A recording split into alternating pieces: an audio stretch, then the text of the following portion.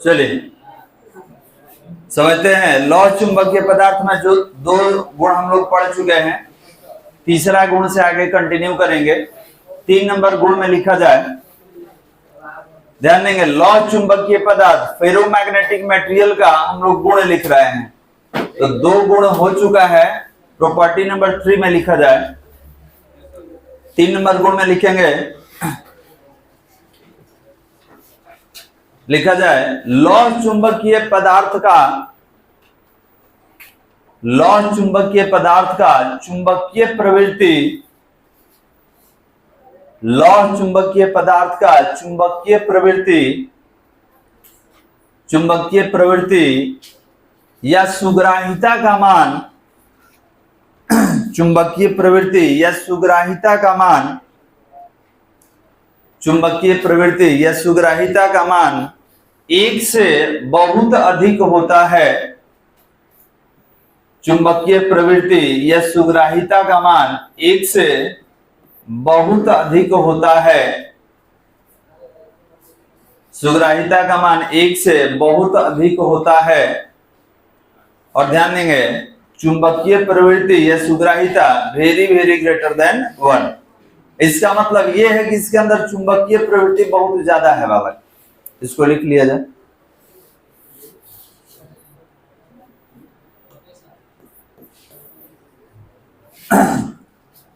चलिए 4 number property में लिखेंगे, लौह चुंबकीय पदार्थों का, लौह चुंबकीय पदार्थों का आपेक्षिक चुंबकशीलता का मान, लौह चुंबकीय पदार्थों का आपेक्षिक चुंबकशीलता का मान, आपेक्षिक चुंबकशीलता का मान 1 से, आपेक्षिक चुंबकशीलता का मान 1 से काफी अधिक होता है। 1 से काफी अधिक होता है। 1 से काफी अधिक होता है। और इसको लिख लीजिएगा, mu r very very greater than 1। Mu r very very greater than 1। 5 number गुण में लिखेंगे, लौह चुंबकीय पदार्थ का, लौह चुंबकीय पदार्थ का, लौह चुंबकीय पदार्थ का, लौह चुंबकीय पदार्थ का आकर्षण, लौह चुंबकीय पदार्थ का आकर्षण, आकर्षण काफी प्रबल होता है। आकर्षण काफी प्रबल होता है। लौह चुंबकीय पदार्थ का आकर्षण काफी प्रबल होता है, मतलब यह प्रबल चुंबकीय क्षेत्र बनाता है, स्ट्रॉन्ग मैग्नेटिक फील्ड बनाता है। 6 नंबर में लिखेंगे, लौह चुंबकीय पदार्थ के लिए, लौह चुंबकीय पदार्थ के लिए क्यूरी ताप, लौह चुंबकीय पदार्थ के लिए क्यूरी ताप, क्यूरी ताप ब्रैकेट में इसको लिख लीजिएगा, काये में व्युत्क्रमानुपाती 1/T। लौह चुंबकीय पदार्थ के लिए क्यूरी ताप नियत, क्यूरी ताप नियत होता है। लौह चुंबकीय पदार्थों के लिए क्यूरी ताप नियत होता है। क्यूरी ताप बताया था ना, जिस ताप पे कोई चुंबक अपना चुंबकीय गुण त्यागना शुरू करता है वो उसको क्यूरी ताप कहा जाता है। और सभी चुंबकीय पदार्थों के लिए क्यूरी ताप का मान अलग अलग होता है। चलिए प्रॉपर्टी नंबर 6 में था, 7 में लिखेंगे, ताप वृद्धि से, प्रॉपर्टी नंबर 7 में लिखा जाए, ताप वृद्धि से, ताप वृद्धि से चुंबकीय प्रवृत्ति, ताप वृद्धि से चुंबकीय प्रवृत्ति, चुंबकीय प्रवृत्ति अनियमित रूप से, चुंबकीय प्रवृत्ति अनियमित रूप से, चुंबकीय प्रवृत्ति अनियमित रूप से परिवर्तित होती है। चुंबकीय प्रवृत्ति अनियमित रूप से परिवर्तित होती है, अनियमित रूप से परिवर्तित होती है। तो ध्यान देंगे, अनियमित रूप से परिवर्तित होने का मतलब यह है कि ताप में वृद्धि से लौह चुंबकीय पदार्थ का चुंबकीय गुण कम हो जाता है। क्लियर है बालक? तो याद रखिएगा, अगर टेम्परेचर आप बढ़ा दीजिएगा तो लौह चुंबकीय पदार्थ अपना चुंबकीय गुण त्यागना शुरू कर देता है। वही हम लोग लिखे हैं कि चुंबकीय प्रवृत्ति क्या हो जाएगा? परिवर्तित हो जाएगा। 8 नंबर पॉइंट में लिखा जाए, 8 नंबर पॉइंट में लिखेंगे, 8 नंबर पॉइंट में लिखा जाए, प्रकृति में लौह चुंबकीय पदार्थ, प्रकृति में लौह चुंबकीय पदार्थ रवेदार ठोस के रूप में, लौह चुंबकीय पदार्थ रवेदार ठोस के रूप में पाए जाते हैं, रवेदार ठोस के रूप में पाए जाते हैं,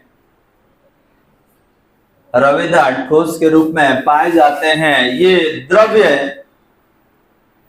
ये द्रव्य और गैस के रूप में, ये द्रव्य और गैस के रूप में नहीं पाए जाते हैं,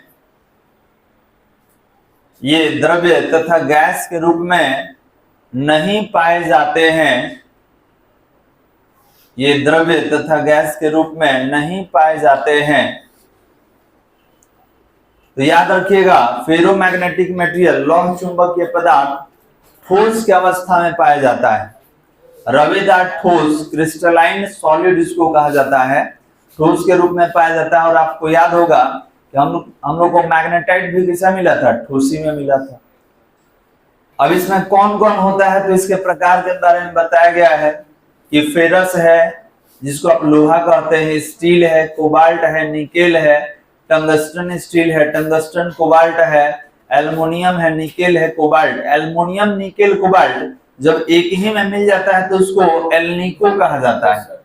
ठीक है, तो याद रखेंगे, एल्निको एक मिश्र धातु है जिसका उपयोग हम लोग चुंबक बनाने में करते हैं। और भी कौन सा चुंबक? लौह चुंबक। लौह चुंबकीय पदार्थ से परमानेंट मैग्नेट बनाया जाता है, स्थायी चुंबक बनाया जाता है। और आपको बताए थे कि अगर परमानेंट मैग्नेट बनाना होगा तो आप सॉफ्ट फेरोमैग्नेटिक मटेरियल से बनाइएगा कि हार्ड फेरोमैग्नेटिक मटेरियल से। तो ध्यान देंगे, आपको हिस्टेरेसिस में बताया गया था, सैथिल में, कि सॉफ्ट वाला जो होता है बहुत जल्दी भी चुंबकित हो जाता है, लेकिन हार्ड वाला जो होता है उसका चुंबकन तीव्रता काफी तेजी से घटता बढ़ता नहीं है। ठीक है, समझ लीजिए, अगर डायग्राम के माध्यम से समझना हो, आपको दे दिया गया कि सर एक है नर्म लोहा, और जो हार्ड होता है, जो हार्ड फेरोमैग्नेटिक मटेरियल होता है, इसको एक नाम दिया जाता है, हिंदी में फौलाद कहा जाता है। ठीक है, कहा जाएगा कि बताइए नर्म लोहा से चुंबक बनाइएगा कि फौलाद से बनाइएगा? तो कहेंगे फौलाद से बनाएंगे। नामे में लगा है फौलाद, मतलब समझ लीजिए कितना प्रबल होगा। ठीक है, लेकिन अगर ऑप्शन में फौलाद नहीं रहे, कह देगा नर्म लोहा, ध्यान देंगे, कह देगा नर्म लोहा, कह देगा कॉपर, कह देगा एल्युमिनियम, तो याद रखेंगे तब नर्म लोहा लेंगे, क्योंकि वो दोनों क्या है? प्रतिचुंबकीय और अनुचुंबकीय। तो नर्म लोहा से ही हम बनाएंगे। तो डिपेंड करता है कि ऑप्शन में क्या दिया हुआ है। तो ध्यान देंगे, हम लोग एक सॉफ्ट फेरोमैग्नेटिक मटेरियल होता है जिसको नर्म कहा जाता है, एक हार्ड होता है। तो दोनों में अंतर समझ लीजिए, आप खुद बता देंगे कि सर हम कौन सा मटेरियल यूज करेंगे। तो ध्यान देंगे, नर्म लोहा में क्या होता है, सुन लीजिए, नर्म लोहा में क्या होता है कि जितना जल्दी चुंबकित होता है उतना ही जल्दी विचुंबकित हो जाता है। लेकिन अगर हार्ड वाला लीजिएगा तो इसमें क्या है कि चुंबकित तो हो गया लेकिन विचुंबकित पूरा नहीं हुआ। देखिए इतना गुण है इसके पास, ये आई होता है, ये एच होता है, बताया था बालक, ये आपका एच है, ये आई है। तो आपने बोला सर ये चुंबकित हो गया और फिर भी चुंबकित, मतलब इसका चुंबकीय गुण 0 हो गया।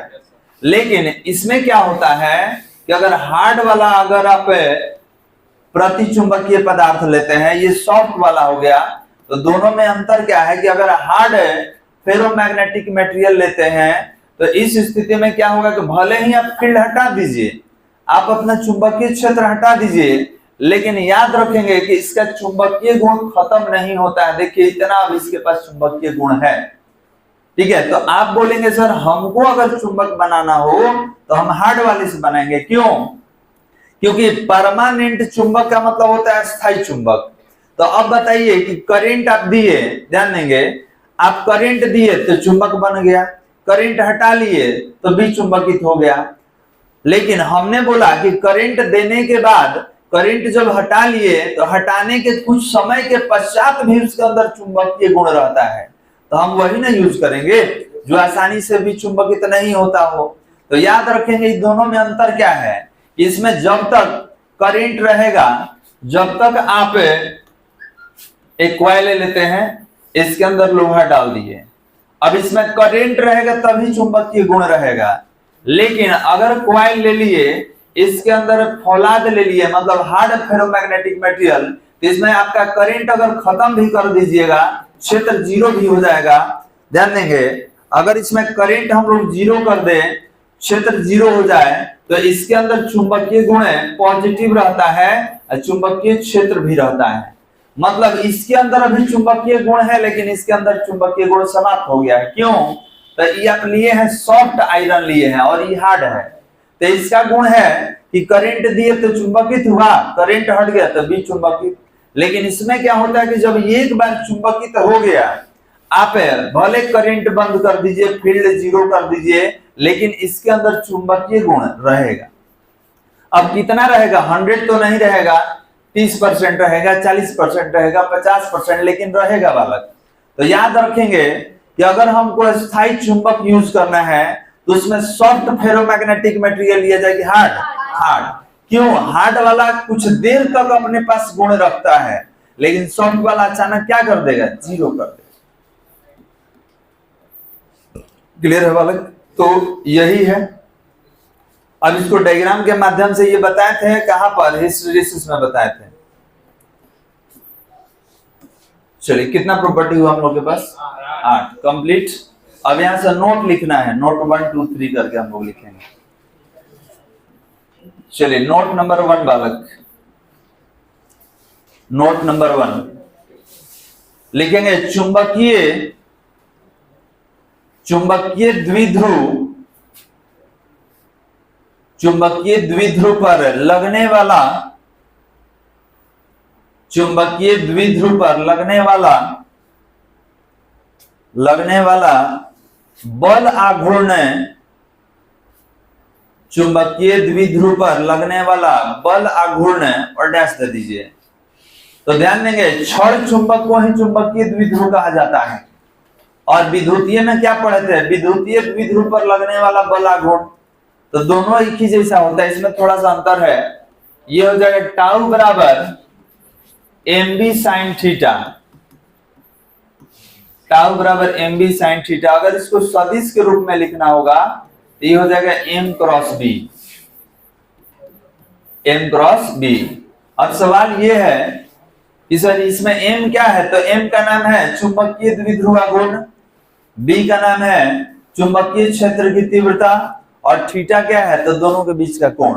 अब यही विद्युतीय में हम लोग कितना पढ़े थे? तो विद्युतीय में पढ़े थे P sin theta, P sin theta, और सदिश के रूप में था P क्रॉस E था। तो अब यहाँ पर ध्यान देंगे, ये जो P है इसका नाम है विद्युतीय द्विध्रुव आघूर्ण, तो यहाँ M का नाम है चुंबकीय द्विध्रुव आघूर्ण, यहाँ E का नाम है विद्युतीय क्षेत्र की तीव्रता, तो यहाँ B का नाम है चुंबकीय क्षेत्र की तीव्रता। इन दोनों में ज्यादा अंतर है बालक? नहीं, विद्युतीय हटा के चुंबकीय रख देना है। चलिए बनाइए, तो इसको लिखिए,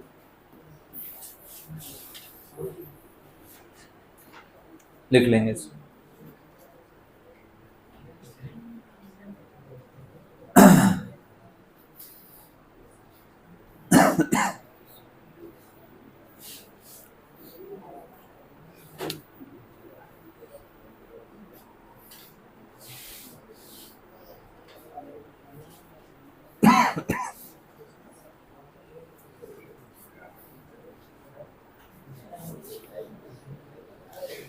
हो गया बालक? चलिए नेक्स्ट अगले नोट में। अच्छा एक चीज और रुक जाइए, इसमें 2 पॉइंट और बता दे रहे हैं। आपको बताया गया था क्षण चुंबक के लिए चुंबकीय द्विध्रुव आघूर्ण कितना होता है, तो m बराबर स्मॉल m इंटू 12। लेकिन यहाँ पर वृत्तीय लूप भी है। वृत्तीय लूप के लिए अगर चुंबकीय आघूर्ण पूछेगा तो होता है NIA। तो लिखवा दे रहे इसको, इसी में A नंबर में नीचे लिखिएगा। A नंबर में लिखेंगे क्षण चुंबक के लिए, क्षण चुंबक के लिए चुंबकीय द्विध्रुव आघूर्ण, क्षण चुंबक के लिए चुंबकीय द्विध्रुव आघूर्ण, क्षण चुंबक के लिए चुंबकीय द्विध्रुव आघूर्ण। अब इसी में क्यों बता रहे हैं, तो इसी में m था, तो m ही हम बता रहे हैं कि क्षण चुंबक रहेगा तब क्या होगा और वृत्तीय पथ रहेगा तब। तो क्षण चुंबक के लिए चुंबकीय द्विध्रुव आघूर्ण कितना होगा, तो m बराबर स्मॉल m इंटू 12। याद है इसका नाम, स्मॉल m का नाम क्या है, ध्रुव प्रबलता, जो कि चुंबक के लिए होता है, और 12 क्या है, तो चुंबकीय अक्ष का लंबाई। लिख लेंगे इसको। तो क्षण चुंबक के लिए चुंबकीय द्विध्रुव आघूर्ण कितना है, तो capital vector m equal to small m into 12। अब यही धारावाही लूप के लिए ले लिया जाए, सर मान लीजिए क्षण चुंबक नहीं रह के ये किसके लिए है, तो क्षण चुंबक के लिए है, एक नॉर्थ पोल एक साउथ पोल। अब हम बोल दिए कि ना ये अगर वृत्तीय रहता तब बताइए द्विध्रुव आघूर्ण तो कितना होता, तभी बदल जाता, तब m बराबर होता है NIA। ये क्या हो जाता है, m बराबर NIA। n क्या है, फेरों की संख्या, I क्या है, विद्युत धारा, A क्या है, तो कुंडली का क्षेत्रफल है। तो लिखेंगे B नंबर में, B नंबर में लिखा जाए धारावाही लूप के लिए, धारावाही लूप के लिए चुंबकीय द्विध्रुव आघूर्ण, धारावाही लूप के लिए चुंबकीय द्विध्रुव आघूर्ण, धारावाही लूप के लिए चुंबकीय द्विध्रुव आघूर्ण, और ये कितना हो जाएगा, m बराबर NIA, m बराबर NIA, m बराबर NIA हो गया बालक। नोट नंबर 2, नोट नंबर 2 लेंगे। लिखा जाए चुंबक की प्रभावी लंबाई, नोट नंबर 2 में लिखा जाए चुंबक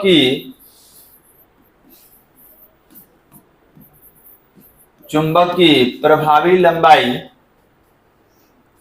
चुंबक की प्रभावी लंबाई उसकी ज्यामितीय लंबाई से, उसकी ज्यामितीय लंबाई से, उसकी ज्यामितीय लंबाई से कुछ कम होता है,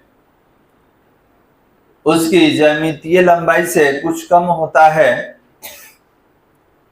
कम होता है, अर्थात चुंबकीय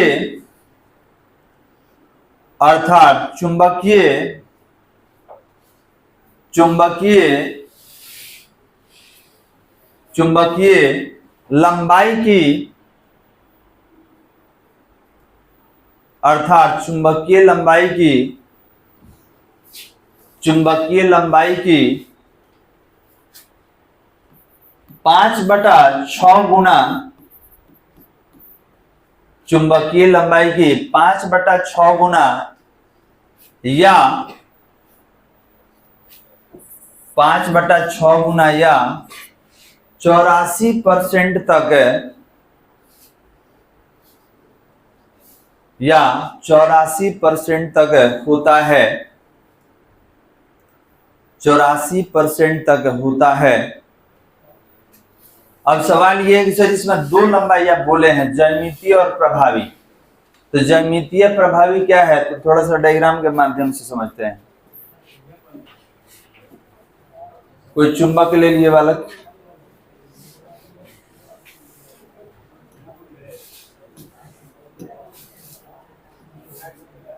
कोई मैग्नेट ले लिए, अब इस मैग्नेट का जो अपना लंबाई होगा टोटल, यही ज्यामितीय लंबाई कहलाता है। यहां से यहां तक टोटल लंबाई ज्यामितीय लंबाई।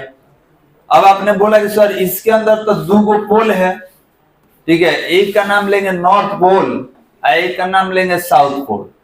तो अब बताइए कि ये जो आप पोल ले रहे हैं तो थोड़ा इधर ही ना ले रहे हैं जी, और ये मध्य बिंदु से ये जो दूरी होता है एल होता है, ये भी दूरी एल होता है, और टोटल दूरी का नाम क्या है 12।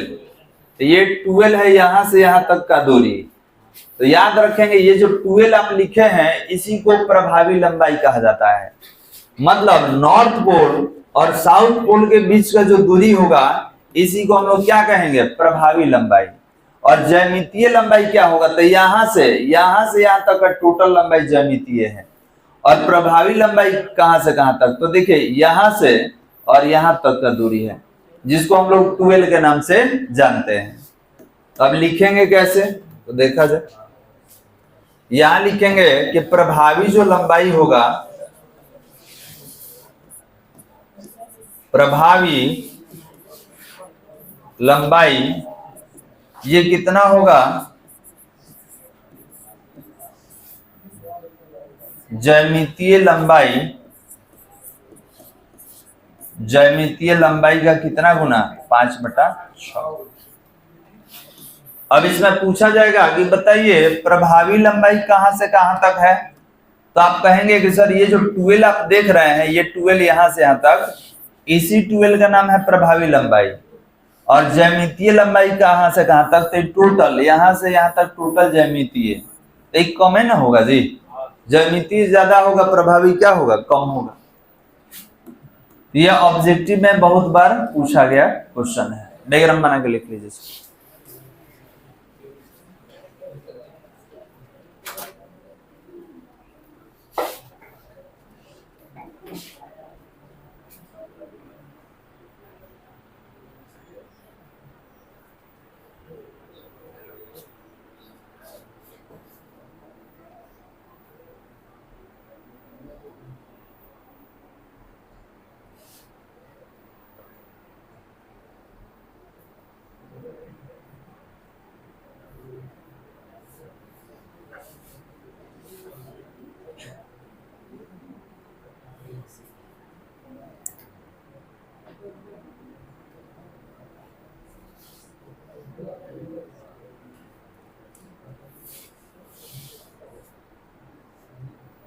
हो गया बालक,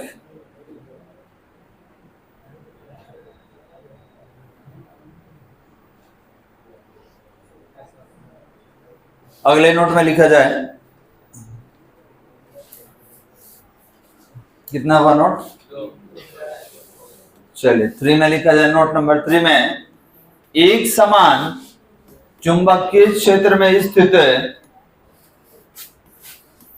एक समान चुंबकीय क्षेत्र में स्थित, एक समान चुंबकीय क्षेत्र में स्थित किसी क्षण चुंबक को, एक समान चुंबकीय क्षेत्र में स्थित किसी क्षण चुंबक को, किसी क्षण चुंबक को या चुंबकीय द्विध्रुव को, किसी क्षण चुंबक को या चुंबकीय द्विध्रुव को, या चुंबकीय द्विध्रुव को घूर्णन कराने में, या चुंबकीय द्विध्रुव को घूर्णन कराने में संपादित, घूर्णन कराने में संपादित कुल कार्य,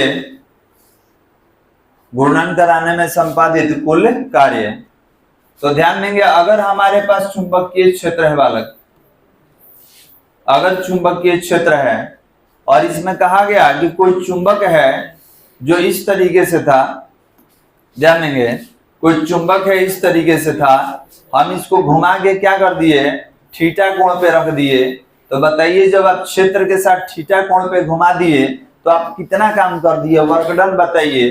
तो वर्क डन जो होगा इसका, ये होगा mb 1 माइनस कॉस थीटा, और एक और लिख दे रहे हैं, ये होगा mb cos theta 1 minus cos theta 2। ये विद्युतीय में भी निकाला गया था, लेकिन अंतर क्या है कि विद्युतीय में था कि W बराबर PE 1 माइनस कॉस थीटा। तो यहाँ पर M क्या है, चुंबकीय द्विध्रुव आघूर्ण। यहाँ P क्या है, विद्युतीय द्विध्रुव आघूर्ण। यहाँ B क्या है, चुंबकीय क्षेत्र की तीव्रता। यहाँ E क्या है, विद्युतीय क्षेत्र की तीव्रता। चलिए लिख लीजिए तो इसको। तो आप अगर तुलनात्मक अध्ययन भी करते हैं विद्युतीय और चुंबकीय का, तो आप आसानी से इसको निकाल सकते हैं।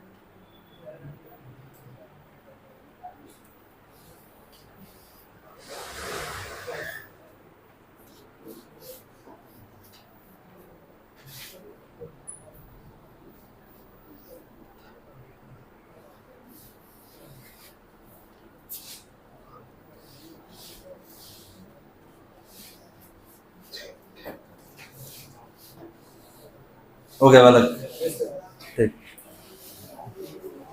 अगले नोट में, नोट नंबर 4 में, नोट नंबर 4 में लिखा जाए चुंबकीय क्षेत्र में, चुंबकीय क्षेत्र में स्थित है, चुंबकीय क्षेत्र में स्थित है चुंबकीय द्विध्रुव की,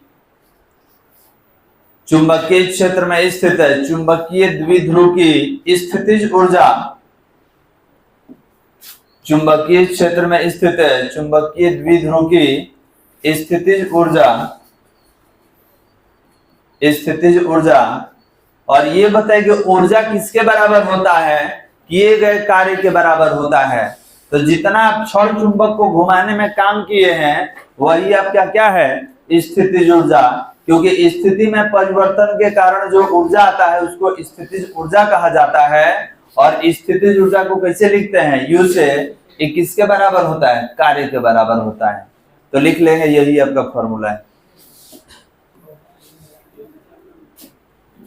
तो दोनों तो एक ही है बालक, जो आप वर्क डन करेंगे वही आपका पोटेंशियल एनर्जी हो जाता है।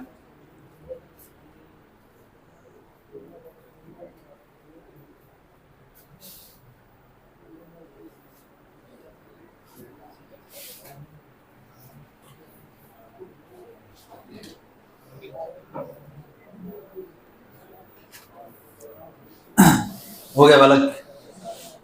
चलिए अगले नोट में लिखा जाए, अगले नोट में लिखेंगे किसी क्षण चुंबक के कारण, किसी क्षण चुंबक के कारण अक्षीय स्थिति पर, किसी क्षण चुंबक के कारण अक्षीय स्थिति पर, किसी क्षण चुंबक के कारण अक्षीय स्थिति पर चुंबकीय क्षेत्र की तीव्रता, किसी क्षण चुंबक के कारण अक्षीय स्थिति पर चुंबकीय क्षेत्र की तीव्रता, अक्षीय स्थिति पर चुंबकीय क्षेत्र की तीव्रता। तो ये हो जाएगा बालक आपका चुंबकीय क्षेत्र की तीव्रता अक्षीय स्थिति पर, यह हो जाएगा μ0/4 पाई और 2m/r³। 2m/r³। m क्या है, चुंबकीय द्विध्रुव आघूर्ण। r क्या है, तो चुंबकीय अक्ष की लंबाई या दोनों ध्रुवों के बीच की दूरी। अब यही अगर विद्युतीय में पढ़ा होगा आपने तो वहां क्या था, 1/4πε0 2p/r³। तो वहां का विद्युतीय द्विध्रुव आघूर्ण P था, तो हो जाएगा 2p/r³। हो गया बालक। अगले नोट में लिखा जाए किसी क्षण चुंबक के कारण, किसी क्षण चुंबक के कारण निरक्षीय स्थिति पर, किसी क्षण चुंबक के कारण निरक्षीय स्थिति पर, किसी क्षण चुंबक के कारण निरक्षीय स्थिति पर चुंबकीय क्षेत्र की तीव्रता, निरक्षीय स्थिति पर चुंबकीय क्षेत्र की तीव्रता, चुंबकीय क्षेत्र की तीव्रता। और लिख लीजिए बगल में,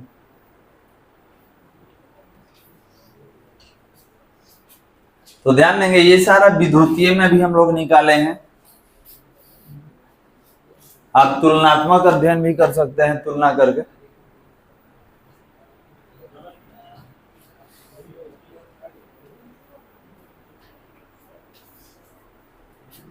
हो गया बालक, दोनों में अंतर दिख रहा है। अक्षीय पर दुगुना तीव्रता होता है, किससे? निरक्षीय से। ये संबंध पीछे भी हम लोग को मिला था। चलिए अगले नोट में लिखा जाए, चुंबकत्व में, अगले नोट में लिखेंगे चुंबकत्व में गॉस का नियम, चुंबकत्व में गॉस का नियम और डैश दे दिया जाए।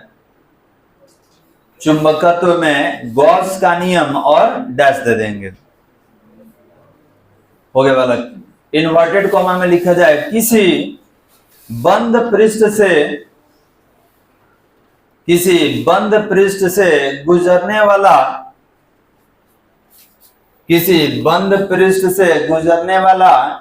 कुल चुंबकीय फ्लक्स, किसी बंद पृष्ठ से गुजरने वाला कुल चुंबकीय फ्लक्स शून्य होता है। किसी बंद पृष्ठ से गुजरने वाला कुल चुंबकीय फ्लक्स शून्य होता है। अब याद कीजिए विद्युतीय में आया था, वहां पर E डॉट ds था और यहाँ पर V डॉट ds है। तो बंद पृष्ठ के लिए पृष्ठ समाकलन क्या होता है? 0 होता है। लिख लेंगे इसको।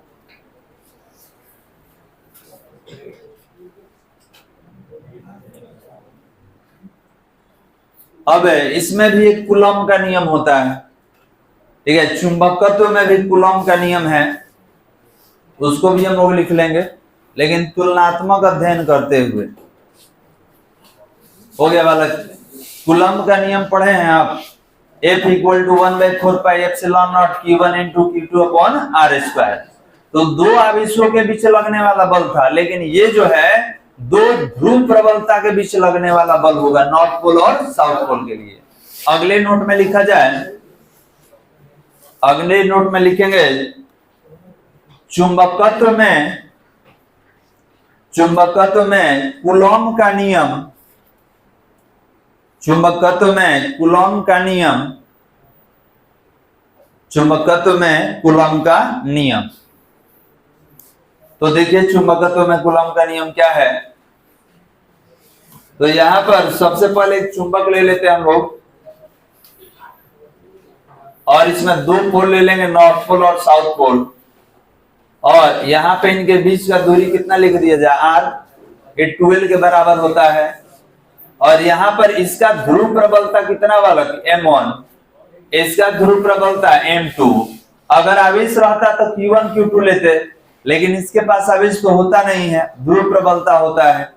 तो आप बोलेंगे कि जो बल है समानुपाती है किसका? तो ध्रुव प्रबलता के गुणनफल का, और जो बल है व्युत्क्रमानुपाती किसका? तो दूरी के वर्ग का। अभी दोनों को एक साथ कंबाइन कर दीजिए, तो F समानुपाती m1 × m2 और नीचे r²। समानुपाती का चिन्ह हटेगा तो नियतांक लेंगे, और ये होगा μ0/4π, और ये हो गया आपका m1 × m2/r²। m1 m2 क्या है? तो पहला और दूसरा ध्रुव का ध्रुव प्रबलता है बालक। चलिए अब विद्युतीय में क्या पढ़े थे देख लीजिए। F बराबर 1/4πε0 और Q1 × Q2/r²। तो यहाँ अचर क्या आ गया? μ0/4π। ठीक है, आप कह सकते हैं कि सर ये जो है μ0 जो है μ0/4π एक अचर है, इसका value 10⁻⁷ tesla metre ampere inverse 1 होता है। इसको वायु या निर्वात के लिए विद्युतशीलता, चुंबकशीलता कहा जाता है। और ये जो है हमारा ये विद्युतशीलता कहलाएगा वायु और निर्वात में, और इसका वैल्यू होता है 9 × 10⁹। यहाँ पर आवेश था तो यहाँ पर ध्रुव प्रबलता है, यहाँ पर दो आवेश था तो यहाँ पे दो ध्रुव प्रबलता है। दूरी तो बराबर लिए हैं, तो इन दोनों में ज्यादा अंतर है बालक? नहीं। आवेश के जगह ध्रुव प्रबलता और केवल अक्षर बदला हुआ है, बाकी सब वही है। तो आपका काम क्या होगा, आप डायग्राम बनाएंगे और डायग्राम बनाकर यहां तक लिखेंगे।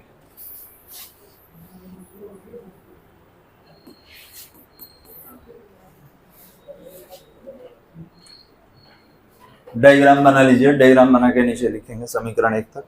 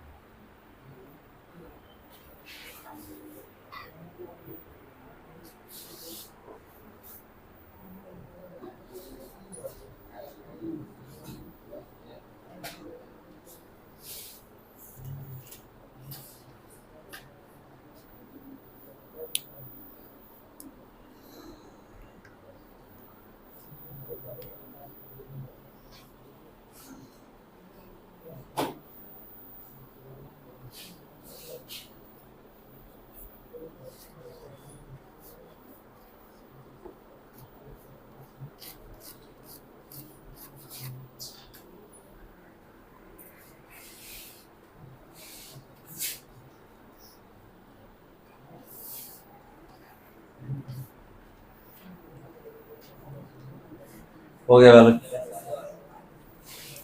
जहां नीचे जहां M1 तथा M2 जहां M1 तथा M2 दोनों ध्रुवों का जहां M1 तथा M2 दोनों ध्रुवों का ध्रुव प्रबलता है, जहां M1 तथा M2 दोनों ध्रुवों का ध्रुव प्रबलता है, ध्रुव प्रबलता है स्मॉल r बराबर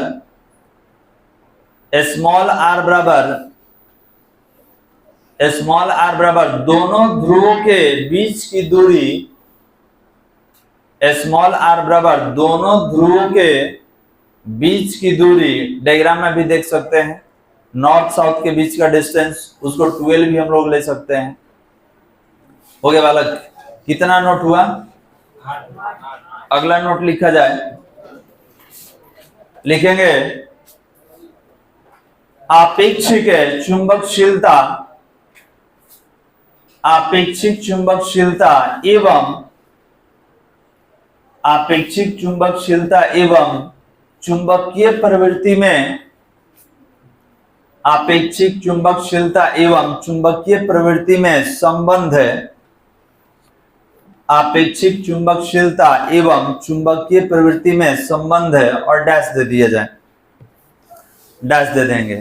तो ये बताइए कि आपेक्षिक चुंबकशीलता को कैसे लिखिएगा? म्यू आर से, और चुंबकीय प्रवृत्ति को काई एम से, यही संबंध निकालना है। तो ध्यान देंगे बालक, संबंध क्या है तो देख लीजिए। संबंध है म्यू बराबर mu naught 1 plus chi m, यही संबंध है। आप इसको डिवीजन में लेके आ जाइए भाग में, तो यहाँ क्या बच जाएगा? 1 प्लस काई एम, यही ना बच जाएगा।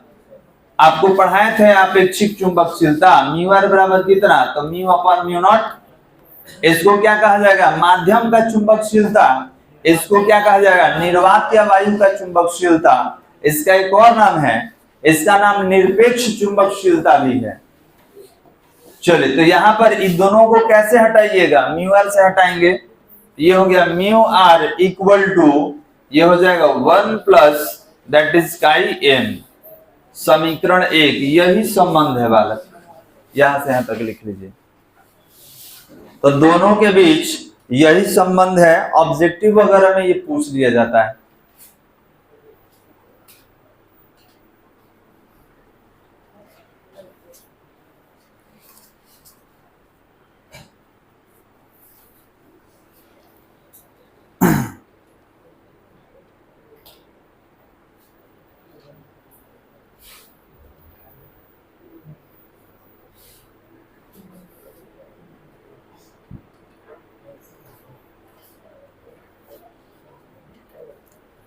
इसमें अपेक्षिक चुंबकशीलता कौन है? म्यू आर, और चुंबकीय प्रवृत्ति या सुग्राहिता कौन है? काई एम। तो बस यहीं पे रोकते हैं, बाकी अगले क्लास में। कल का वही टाइमिंग 9 से 11।